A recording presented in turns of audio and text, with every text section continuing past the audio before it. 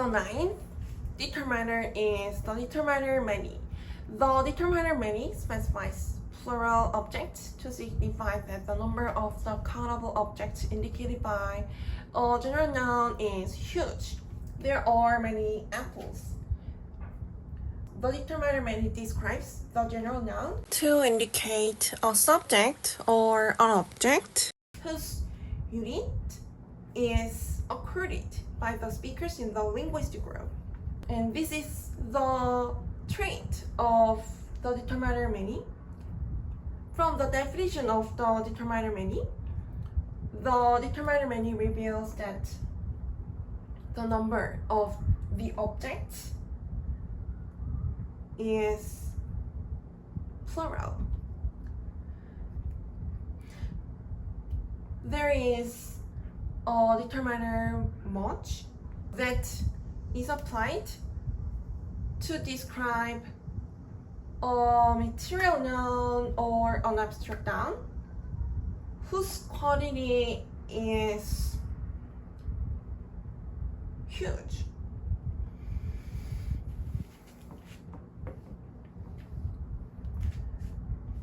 The fact that the determiner much can describe the quantity of the subject or object is accorded from the trait of the determiner much. The fact that the determiner much reveals that the quantity of the subject or object is huge is accorded from the definition of the determiner much. The objects indicated by the general noun apples are specified into plural objects more than two because of the description by the determiner many. The 10th determiner is the determiner much. The determiner much specifies a singular object to signify that the quantity of the uncountable object indicated by an abstract noun or a material noun is huge. There are three clauses. The first clause is this: here is much love. The object indicated by the abstract noun love is uncountable but specified into the object whose quantity is huge because of the description by the determiner much. The phrase of the noun much love, which is the subject described by the be verb, is stated behind the be verb. The speaker arranges the adverb here to describe the existence in a clause place at the first of the clause to start the clause to emphasize that the existence of the subject indicated by the phrase of the noun much love is close to the speaker.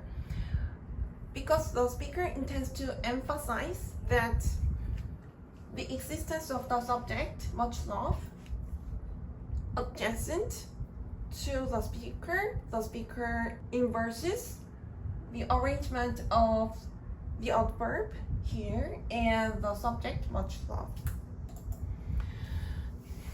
The second clause is this: the paper is filled with much Korean. The metaphysical object among the objects to define the proper noun Korean is uncountable and specified into the object whose quantity is huge because of the description by the determiner much. The subject of the preposition with in this clause is the paper.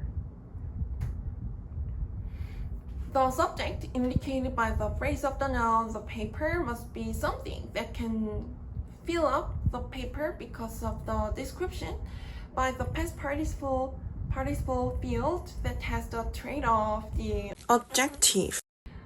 The past participle field is applied as an adjective to describe the condition of the subject as a subjective complement.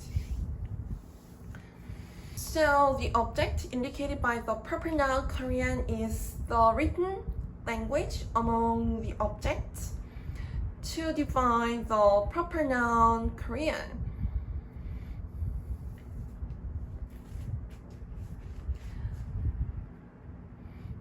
What of the definitions to define the proper noun Korean is able to be revealed in the tangibility.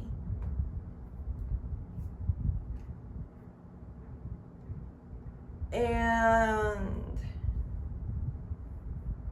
the concept of the identity to define the overall definition of the proper noun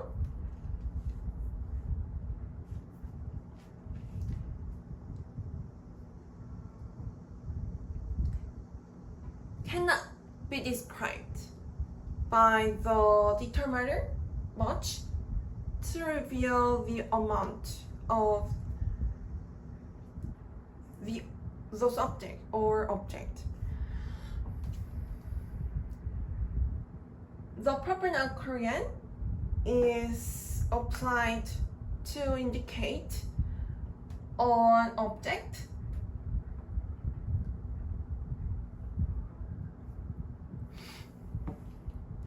as a visible but intangible. We can reveal the amount of the visible object even though the object is defined as one of the definitions to be integrated into an identity that is abstract. The third clause is this: much snow is expected to come down this winter. The object indicated by the material noun snow is uncountable but specified into the object whose quantity is huge because of the description by the determiner much.